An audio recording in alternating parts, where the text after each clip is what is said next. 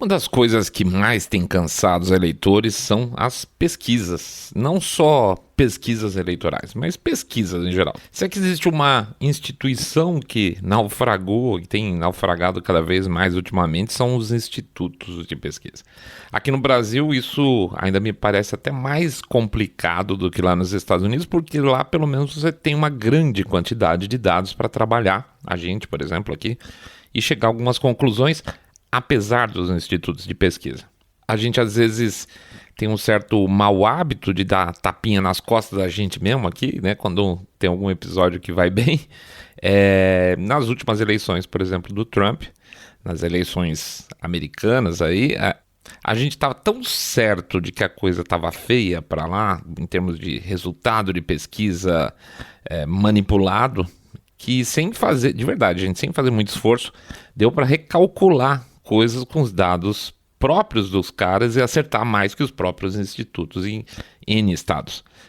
Foi um verdadeiro vexame mesmo. A última eleição foi um vexame absurdo lá. Aqui, além de você ter poucos institutos de pesquisa, eles, via de regra, são ou associados a veículos de mídia, que tem uma agenda muito própria, se é que vocês me entendem, ou outras instituições financeiras, por exemplo, que também fazem a gente duvidar das intenções. E quando eu falo de intenções, obviamente, eu não estou falando aqui de intenção de voto. Portanto, pesquisa é um assunto que acaba gerando, atualmente, mais bate-boca do que resposta, que essa deveria ser a função do do resultado de uma pesquisa. O que é uma pena, porque poderia ser um instrumento bem valioso para nós, para os eleitores, entendermos aí a situação, a temperatura política do país, das regiões brasileiras ou americanas, conforme o interesse de vocês, tá? Vamos lá, vamos em frente, vamos falar um pouco de pesquisa hoje, daqui a pouco a gente volta.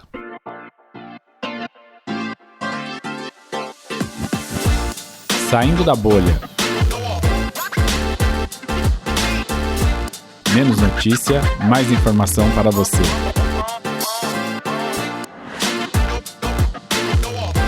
Pesquisas. Podemos ou não acreditar? Bem-vindo ao Saindo da Bolha, esse é o nosso episódio 132, isso, 132, e a gente vai fazer o nosso jabacito expresso antes. Vou pedir uma desculpa para vocês que a gente hoje ia fazer o nosso agradecimento aí aos nossos doadores, primeiro episódio do mês, geralmente o último, a gente gosta de fazer isso, mas não esqueci de puxar os dados aqui, o Mr. Way tá olhando torto para mim. Então prometo que no próximo episódio a gente vai fazer o nosso agradecimento especial, tá? Citando os nomes que a gente faz questão absoluta de fazer. Então a gente vai pedir também o quê? Porque vocês passem, quem não fez, passar lá no site www.saindabolha.com.br, clicar no botão follow this podcast, ou seguir a gente no Spotify ou demais plataformas de podcast. Pede também para seguir a gente lá no YouTube, né? Dar uma clicada, num like, no sininho para ser notificado, fazer um comentário. Melhora para a gente em termos de algoritmo. Pede também para vocês, por favor, fazerem o famoso boca a boca sarado, contanto que vocês estão acompanhando um podcast cabeça direita limpinho, supimpa que detesta o politicamente correto. E, finalmente, acabamos de falar de doação, vamos falar de doação de novo. A gente vai pedir para vocês, quem puder, por favor, acessar aquele nosso Pix, que a gente vai deixar o código sempre quando a gente tem um episódio novo, ou o QR Code lá no YouTube também, quando tem episódio, tá? Ajuda pra caramba, evidentemente, não preciso nem dizer isso. E a gente gosta de transmitir para vocês uma sugestão que veio dos nossos próprios ouvintes, que a gente agradece demais, inclusive, pela sugestão. R$1 por episódio, R$1 por episódio ajuda a gente pra caramba, vocês não põem uma fé. Então, lembrando, gente, pingado não é seco, tá? Muito obrigado por tudo aí. Vamos pra frente. Vida que segue. Contextualizando. Sim, a gente aqui acredita em pesquisa, tá? No nosso caso, a gente tem que acreditar, né? Até porque a gente tem tomado muita decisão profissional importante em cima de pesquisa, tá? Então, elas funcionam. A gente sempre teve possibilidade de manusear dados que a gente recebe de pesquisa de nossos clientes, que a gente pede eventualmente até, e as respostas são super fundamentais aí para tomar decisões importantes em termos de mercado, de precificação, de qualidade de produto, satisfação de produto, e não só grandes pesquisas feitas por institutos, mas pequenas pesquisas que a gente faz também pequenas amostras que mostram realmente um retorno do quem está do lado de lá consumindo o produto, tá? Então, pesquisa é uma ferramenta muito importante, tá? Então, é exatamente por isso a gente resolveu falar um pouco sobre o tema. A gente teve, por exemplo, só lembrando, teve pesquisa na faculdade, né? Na faculdade você também tem aula de pesquisa, por sinal eu quase bombei em pesquisa, porque eu tenho que confessar para vocês que eu não sou um cara muito pontual às vezes, né? E no dia da minha prova, da segunda prova mais importante de pesquisa, eu cheguei atrasado, eu quase tomei pau na época. Mas eu não sou ruim desse negócio não, tá? Consigo extrair bons dados aí a partir de pesquisa. Então, no geral, pesquisa é um assunto que interessa muito a gente. Então, eu queria começando a quebrar um certo tabu. É muito comum as pessoas falarem, putz, eu nunca fui entrevistado. Você já foi entrevistado? Eu não fui entrevistado. Será que esse negócio existe? Não existe e tal? Não é exatamente esse o ponto. As amostras para você fazer até um levantamento grande não precisam ser muito grandes, não, também. Você não precisa falar, eu quero saber a opinião de 1 milhão de pessoas. Eu não preciso falar com 100 mil, longe disso, tá? Qualquer uma amostra aí bem feita, com trabalho científico bacaninha, você pega lá 2.000 pessoas, você tira respostas super boas, tá? Então, assim, a questão da gente não ter sido entrevistado, e eu, por exemplo, nunca fui feito entrevista de interesse, de intenção política comigo, de nenhum tipo, não invalida o princípio da existência da pesquisa como ferramenta útil. Tanto que a gente pode até falar que os candidatos usam de pesquisa, que obviamente não são as pesquisas que chegam nas nossas mãos, né? Eles têm pesquisa de verdade que funciona. Como é que se dá o processo, vamos chamar assim? Como é que se monta uma amostra?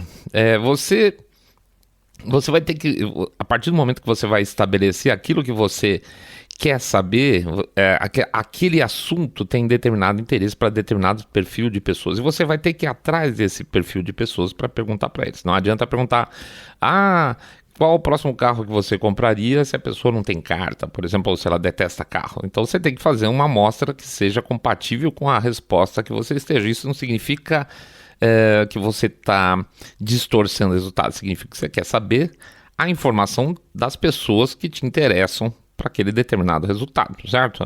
Se você fizer uma pesquisa ampla, vamos dizer, que time de futebol você torce, sei lá, na Bolívia, vai dar, ninguém torce para futebol na Bolívia, mas é no Brasil. Mas agora, se for na Bolívia, vai funcionar direitinho, certo? Então, vamos pegar, por exemplo, o caso de pesquisa nos Estados Unidos. É muito comum, e aqui começa o problema quando você fala em pesquisa para o público final. Nos modelos de lá, eles usam muito a questão de distribuição de amostra a partir de quantos republicanos, quantos democratas, quantos independentes estão sendo entrevistados, tá? Se houver um desbalanço proposital ou não, e aí é a questão, você fica com uma amostra distorcida, logo um resultado distorcido. E não é incomum você ver muita gente reclamando dos institutos de pesquisa americanos que eles perguntam para democrata demais. Lógico, se você pergunta para democrata demais, por exemplo, quem você vai votar para o presidente, a tendência é que o cara vai falar, eu vou votar, sei lá, no Joe Biden. Ele fala, nossa, a pesquisa dá estourado pro Joe Biden. Então essa questão já começa a ser importante. Como é que está o balanceamento das pesquisas lá fora em relação ao partido político, ou independente ou não, tá?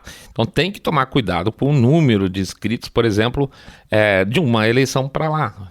Se aumentou o número de republicanos de uma eleição para outra como inscritos, você vai ter provavelmente mais votos republicanos. Se você estiver usando o modelo antigo, isso já vai dar distorção também, tá? Isso é um outro problema. Poxa, mas se pegar todo mundo na porta do sindicato dos metalúrgicos, não vai dizer que o Lula vai ganhar? Não, obrigatoriamente, se você fizer o trabalho bem feito, né? Na verdade, você vai ter que pegar pessoas com diferentes perfis para perguntar. Tudo bem, vamos dizer, só a turma que passou lá, 98% vota no Lula. Só que você vai pegar e selecionar dentro de uma determinada proporção as pessoas que votam mais à direita, mais à esquerda para saber. Então, assim, até num ambiente que seja eventualmente contaminado, você consegue tirar a resposta boa se você tiver boa intenção, tá? Se você tiver boa intenção.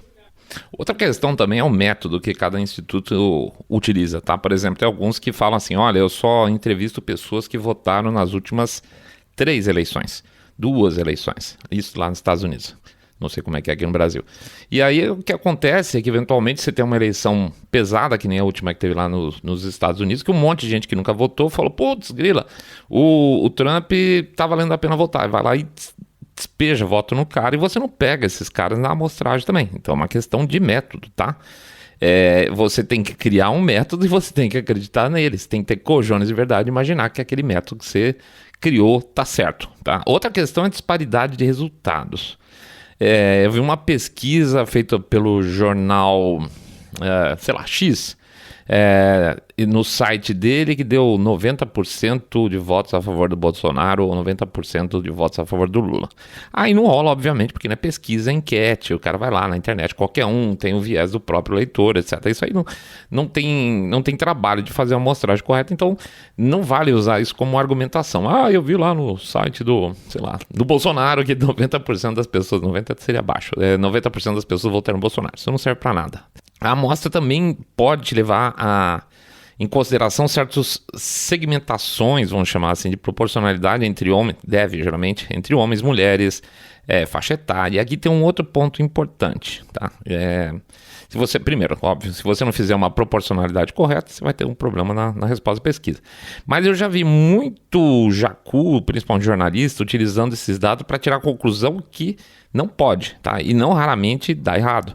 Vamos supor, por exemplo, que a pesquisa tem 3% de margem de erro e uma amostra, de 2.000 pessoas. Tá? 2.000 pessoas bem feitas, tá? Vamos dizer que a pesquisa foi feita direitinho.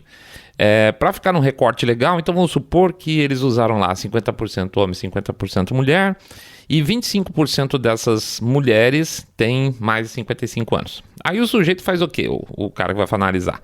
Ele pega o recorte, mas não os números absolutos. Então ele fala, olha, as mulheres com mais de 55 anos têm um comportamento tal, tal e tal, segundo a pesquisa. Não obrigatoriamente, tá? Porque a amostra para esse público, se você for pensar, vamos dizer, era 2.000 pessoas, né, no geral. 50% homem, 50% mulher. Vai ter 1.000 mulheres. 25% dessas mulheres têm mais de 55 anos. Vai ser 250. Pronto. Você não consegue mais tirar o comportamento de todas as mulheres em território nacional com uma amostra de 250. Então a margem de erro definitivamente não é mais 3%. E o cara fala isso com a boca cheia. Não, olha, analisando aqui as mulheres, os homens, a formação, etc. Então o cara não sabe o que ele está analisando e ele está analisando assim como se fosse especialista, tá? A não ser que ele tivesse acesso à amostra, vamos dizer assim, ao conjunto da amostra e consiga, dentro desse universo, um número significativo, balanceado para as mulheres com mais de 55 anos. Senão tá errado, tá? Tá totalmente errado. Às vezes o cara do instituto nem errou, tá? E aí você fala, poxa, mas o instituto errou. Não, mas é o cara, o imbecil do jornalista que pegou a tabela de resultados e saiu falando bobagem. Tem que esse extra aí para piorar também de que quem analisa fala bobagem. Enfim, considerando isso tudo, dá para confiar? Olha, hoje considerando o viés das publicações, né, em relação a alguns institutos e as empresas de mídia aí que fazem a apresentação, a qualidade do jornalista que fala, não dá para confiar. Não dá para confiar nem na intenção, nem na qualidade do trabalho, nem se o cara não deturpou a amostra, nem se o jornalista falou certo, não dá pra confiar em nada. Honestamente é isso aí. Então, coloque não uma pitada de sal quando vocês receberem esses resultados, mas pode botar aí umas 2 colheres de sopa sarada de sal, porque assim vocês vão ficar um pouco mais seguros, beleza? Coloque as barbas de molho. Não tem como não colocar um chapeuzinho de alumínio aqui, porque nos últimos anos, se o candidato ou o analisado, vamos chamar assim, não obrigatoriamente o candidato, o fator analisado, não estiver do lado progressista, as chances de, aspas, erros são sempre muito maiores, tá? Erra-se muito mais contra o conservador do que contra o progressista. No máximo, quando se erra para o progressista, se erra para mais. Quando se erra para o lado conservador, se erra para menos. Vamos pegar Trump em 2017, tá? Às vezes a gente esquece, porque parece que já faz 1000 anos, mas não pode esquecer essas coisas, gente. Faz 5 anos só, né? Quando o Trump ganhou a eleição lá atrás, onde ele foi presidente, a reação da imprensa foi o quê? Foi de choque. Lembra dessa história? Que os jornais falaram, nossa, meu Deus, que coisa incrível, o Trump ganhou. E foi expressão geral, né? A Hillary era barbada, assim, até a véspera. Todo mundo falava que ela tinha 90 e tantos % de chance de ganhar. não só analisando, aqui no Brasil você analisaria em cima de votos globais, né? Total de votos, votos populares, que eles chamam nos Estados Unidos, mas também por número de cadeiras. A distorção da pesquisa era tão grande que o número de cadeiras por estado era francamente favorável para Hillary, e ela perdeu. Né? Ela perdeu. Então não pode, institutos, uma sequência de institutos de pesquisa de veículos de mídia não pode, em hipótese alguma, dentro de uma pesquisa científica, analisar a coisa como se fosse um choque. Aí você está jogando fora, você mesmo está jogando fora toda a seriedade do que poderia ser o resultado científico de um estudo desse, tá?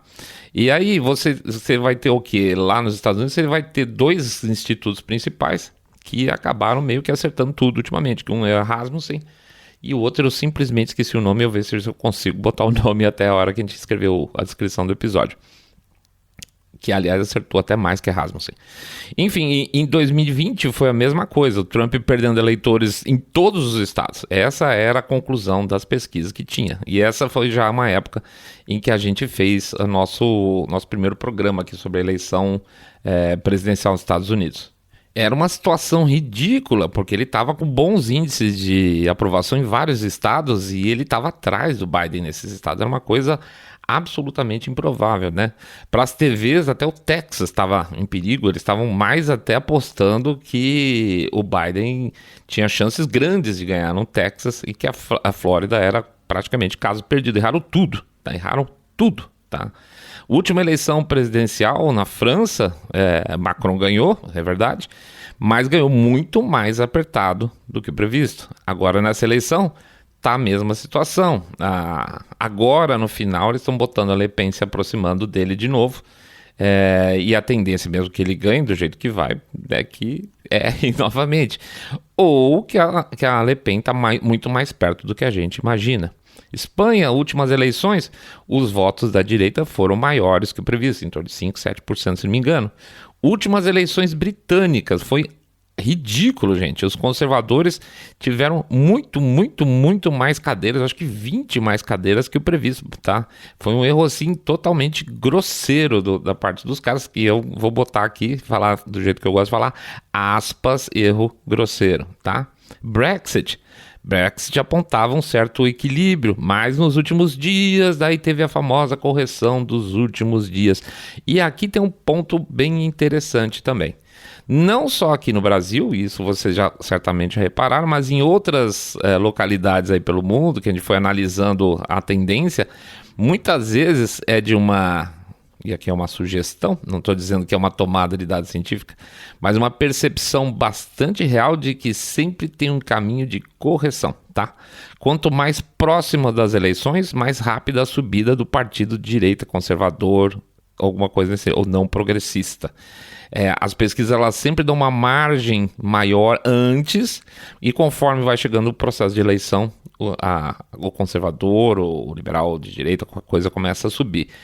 Isso não pode ser um padrão lógico, um padrão científico. Nossa, que interessante, sempre perto das eleições as pessoas ficam mais conservadoras. Não, né? Por favor. Então, o que dá a entender é que existe um processo de correção com a subida do partido direito conservador nas eleições, quanto mais se aproxima. Isso tem na Espanha, isso teve na França, isso teve nos Estados Unidos, isso teve no Reino Unido, teve no Brasil, tá? É uma margem apertada que vira derrota, ou uma grande vitória progressista que no final das contas acaba não acontecendo. Aliás, pode pegar as últimas 2 eleições dos Estados Unidos também. A eleição do governador lá da Virgínia, o Youngkin, que ele não era o favorito a ganhar, e a quase perda que eles tiveram em Nova Jersey. E no caso de Nova Jersey, a questão era pesada, porque a diferença que se propunha entre o candidato democrata e republicano era grande, e o candidato republicano ficou na frente a maior parte do tempo da apuração, e só lá no finzinho que virou, né? Então, assim, não é uma coisa que você possa falar assim, aconteceu uma vez ou outra. Tem acontecido com frequência. Isso, então, leva a desconfiar o quê? Que os resultados... então também, não preciso nem falar. Até coisas simples, vamos dizer assim, como o tapa na cara, agora recente do Chris Rock, virou pesquisa. E por sinal, foi essa pesquisa que acabou levando a gente a pensar em fazer esse episódio aqui. A matéria dizia o seguinte: a maior parte dos americanos ficou do lado de Will Smith, né?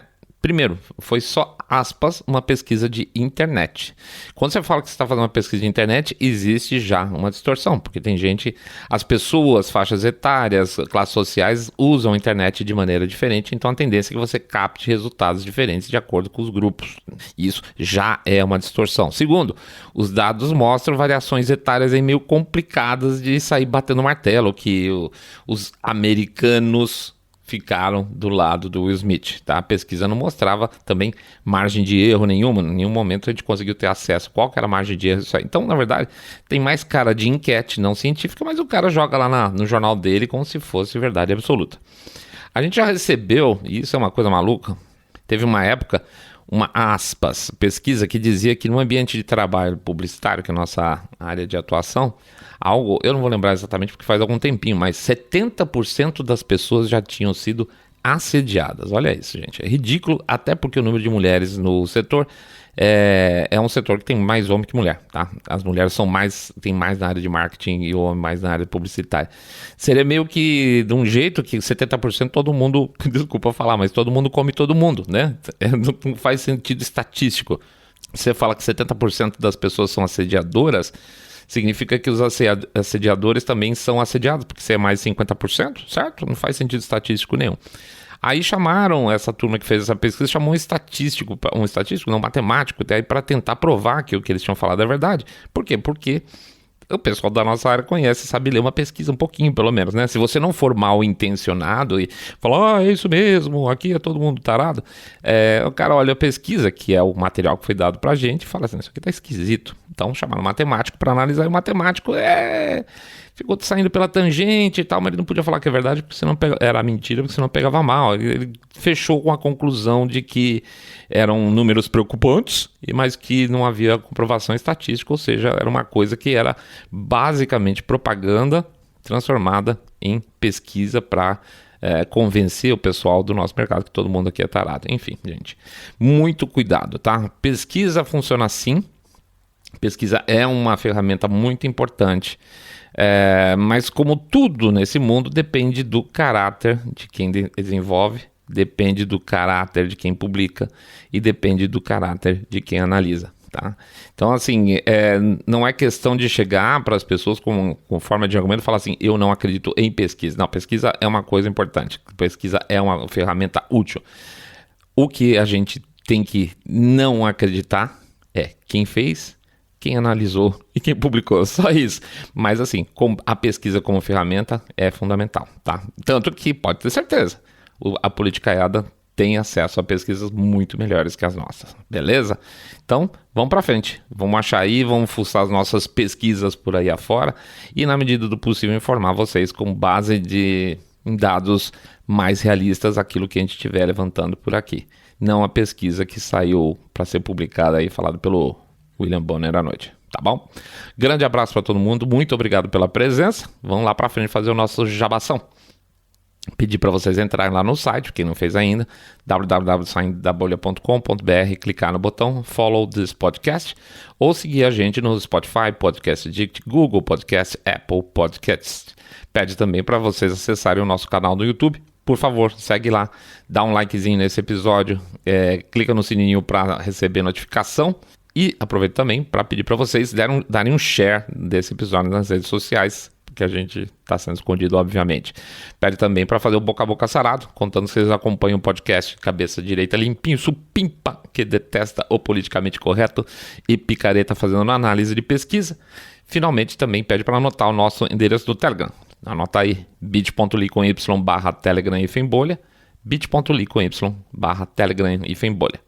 E, finalmente, nosso chororô financeiro pede também para vocês fazerem uma doação no nosso Pix, que a gente deixa o código nas postagens e deixa o QR Code lá no YouTube.